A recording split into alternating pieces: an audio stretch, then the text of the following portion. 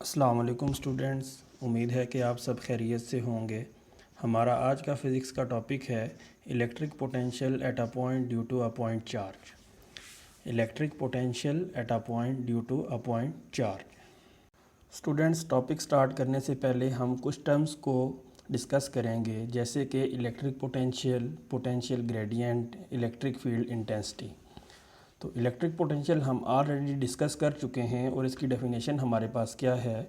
Electric potential at a point due to a point charge is the amount of work done to bring the unit positive charge from infinity to that point keeping electrostatic equilibrium. यानी कि जब भी किसी unit positive charge को हम against the electric field move करवाते हैं, तो उस चार्ज को against the electric field move करवाने के लिए हम जो उस चार्ज के ऊपर वर्क डन परफॉर्म करते हैं, उस वर्क डन की अमाउंट को हम इलेक्ट्रिक पोटेंशियल कहते हैं। सेकंड है हमारे पास potential gradient. Potential gradient is the rate of change of magnitude and direction of electric potential with respect to distance. ये भी हम लास्ट टाइम डिस्कस कर चुके हैं और इसकी मैथमेटिकल फॉर्म थी हमारे पास E is equal to minus del V over del R.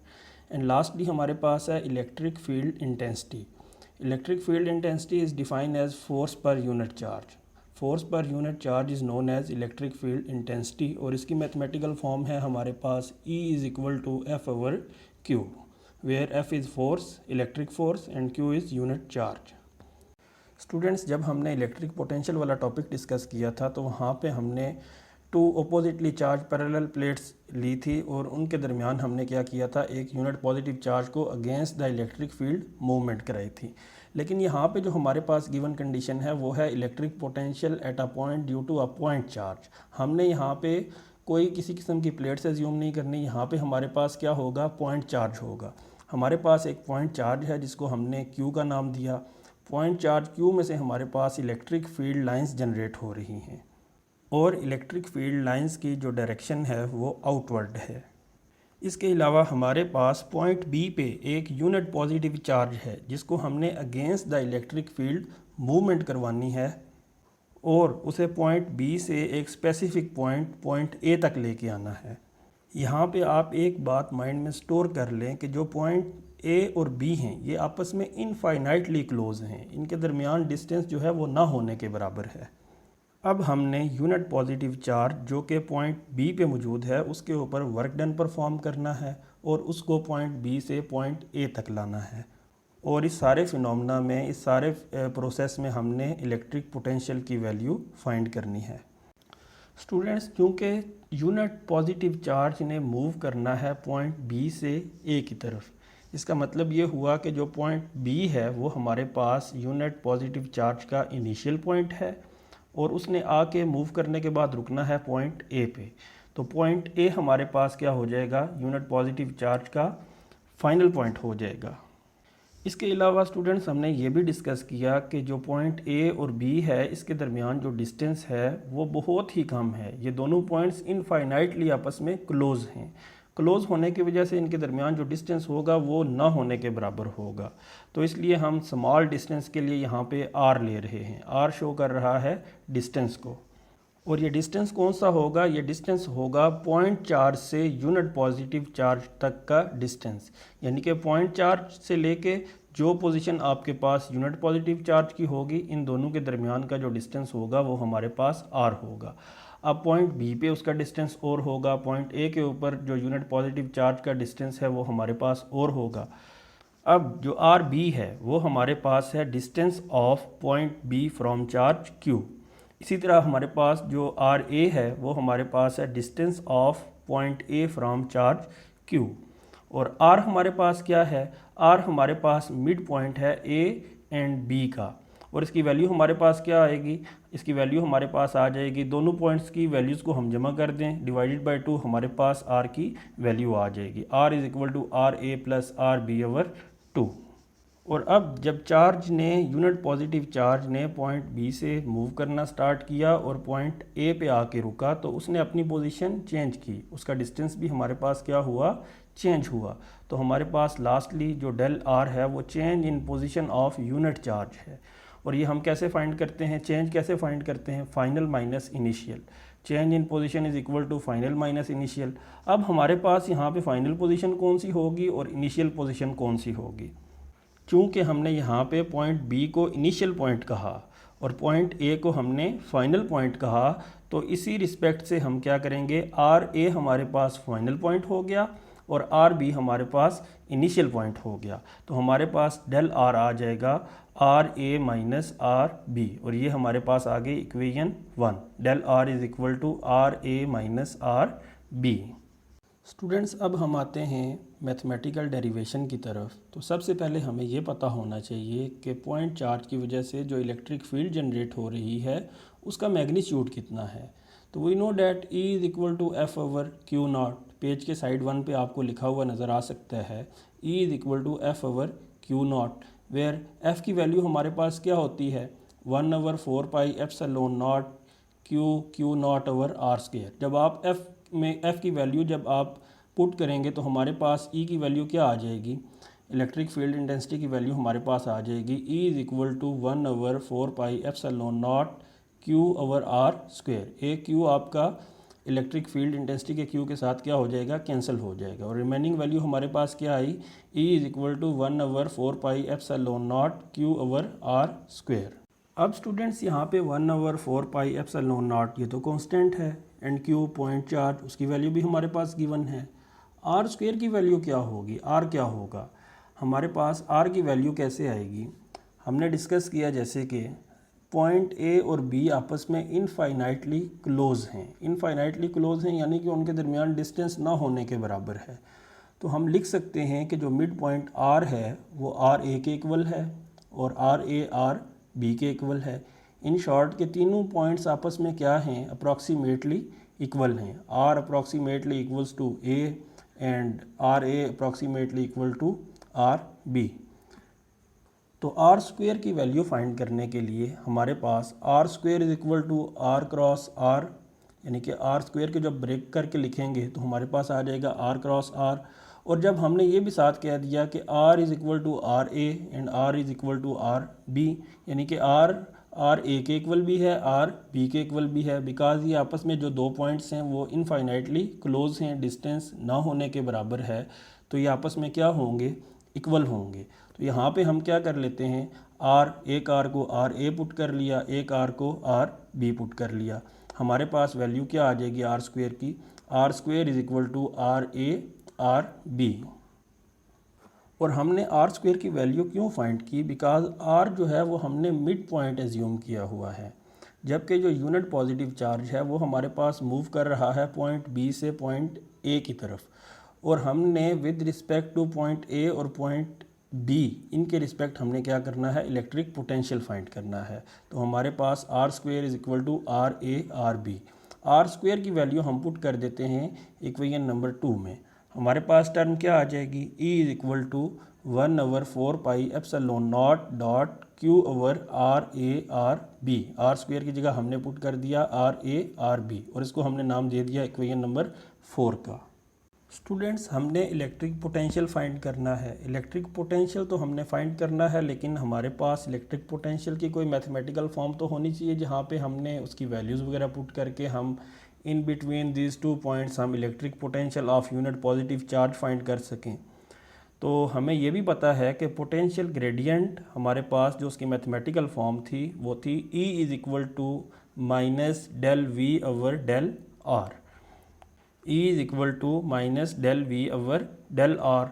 हमने इलेक्ट्रिक पोटेंशियल फाइंड करना है तो हम लिख सकते हैं del V is equal to minus E del R, और इसको हमने नाम दे दिया इक्वेशन 5 का। और यहाँ पे डेल वी हमारे पास पोटेंशियल डिफरेंस है, E हमारे पास इलेक्ट्रिक फील्ड इंटेंसिटी है, डेल आर हमारे पास डिस्टेंस है जो चेंज हो रहा है यूनिट पॉजिटिव चार्ज का। डेल वी पोटेंशियल डिफरेंस है, लेकिन हमें जस्ट इलेक्ट्रिक पोटेंशियल की वैल्यू फाइंड करनी है। तो इलेक्ट्रिक पोटेंशियल की वैल्यू फाइंड करने के लिए ज़रूरी है कि हमारे पास डेल वी नहीं होना चाहिए, जस्ट वी होना चाहिए। लेकिन डेल वी हमारे पास ब्रेकअप हो के क्या लिखा जा सकता है, del V is equal to V A minus V B, यानी कि चेंज इन पोटेंशियल जो होगा आपके पास फाइनल माइनस इनिशियल होगा, और फाइनल पॉइंट हमारे पास ए है और इनिशियल पॉइंट हमारे पास बी है। तो डेल वी की वैल्यू हमारे पास क्या आ जाएगी, V A minus V B. और इसी तरह हम ई की वैल्यू भी फाइंड कर चुके हैं। E is equal to 1/4 epsilon naught dot Q over R square, और आर स्क्वेयर की जगह आप R A R B put करेंगे। अब पोटेंशियल डिफरेंस डेल वी और ई की वैल्यू हमने पुट करनी है इक्वेशन नंबर 5 में। तो हमारे पास डेल वी की जगह आ जाएगा V A minus V B is equal to, E की वैल्यू पुट करेंगे तो 1/4 epsilon naught dot Q over R A R B dot del R. इसके अलावा हमारे पास डेल आर क्या है, चेंज इन पोजीशन है। तो डेल आर की वैल्यू भी हमारे पास मौजूद है। डेल आर हमारे पास क्या होगा, change in position final minus initial. Del R is equal to R A minus R B. हमने डेल आर की जगह उसकी वैल्यू पुट कर देनी है। V A minus V B is equal to minus 1/4 epsilon naught dot Q over R A R B dot R A minus R B. यहाँ पे हमने क्या किया, पोटेंशियल ग्रेडियंट वाली टर्म ली, E is equal to minus del V over del R, और del V को हमने अलग से लिख लिया, और E और डेल वी और डेल आर की हमने क्या कर दी, जस्ट वैल्यूज़ पुट कर दी। और अब यहाँ से हम R वाली टर्म्स को एक साथ लिख लेते हैं। R वाली टर्म्स को एक साथ लिखेंगे तो Q बाहर चला जाएगा, और R A minus R B over R A R B हमारे पास आ जाएगा। तो हमारे पास जो नई टर्म बनेगी वो बनेगी V A minus V B is equal to minus Q over 4 epsilon naught into R A minus R B over R A R B. अब हमारे पास जो ब्रैकेट वाली टर्म्स हैं उनको हम ओपन करके लिख लेते हैं। तो हमारे पास आ जाएगा V A minus V B is equal to minus Q over 4 epsilon naught into, जब ओपन करके लिखेंगे तो हमारे पास आ जाएगा R A over R A R B minus R B over R A R B. यहाँ से हमारे पास फर्स्ट टर्म में से आर ए और आर ए कैंसिल हो जाएगा, सेकंड टर्म में से हमारे पास आर बी और आर बी कैंसिल हो जाएगा, और रिमेनिंग टर्म हमारे पास बचेगी V A minus V B is equal to minus Q over 4 epsilon naught into 1 over R B minus 1 over R A. अब माइनस जो है वो हमारे पास राइट हैंड साइड पे मल्टीप्लाई हो रहा है।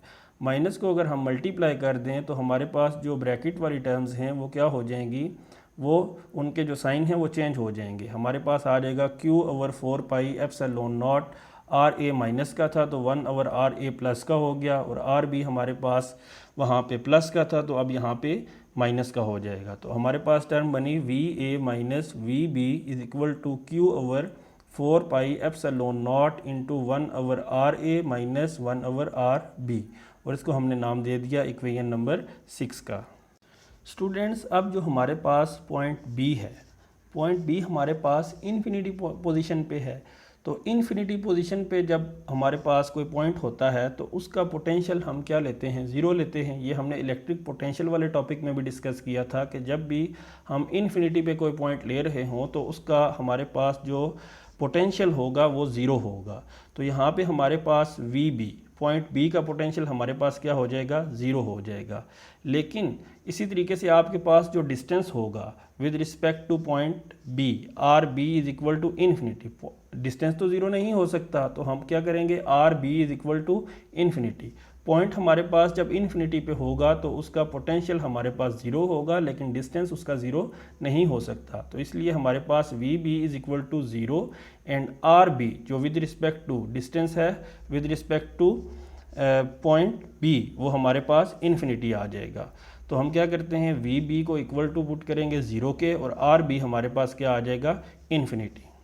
अब जो हमारे पास इक्वेशन 6 आई थी, V A minus V B is equal to Q over 4 epsilon naught into 1 over R A minus 1 over R B, वहाँ पे हमने वी बी को ज़ीरो पुट कर देना है और आर बी को हमने इन्फिनिटी पुट करना है।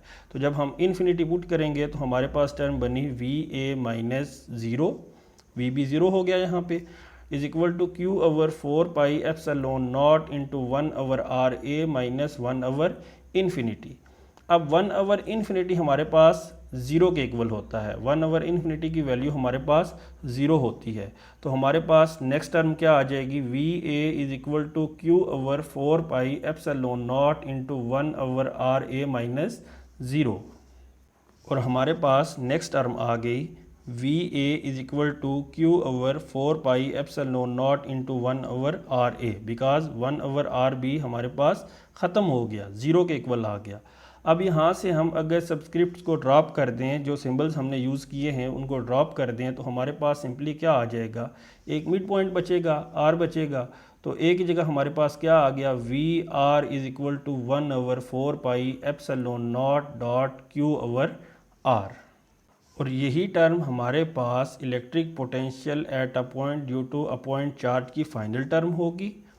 और बाय यूजिंग दिस टर्म हम क्या कर सकते हैं, इलेक्ट्रिक पोटेंशियल फाइंड कर सकते हैं किसी भी यूनिट पॉजिटिव चार्ज का due to a point charge. तो स्टूडेंट्स, ये था हमारा आज का टॉपिक। आई होप सो कि आपको समझ आ गया होगा। इंशाल्लाह नेक्स्ट लेक्चर में मिलते हैं नेक्स्ट टॉपिक के साथ। तब तक के लिए अल्लाह हाफिज़।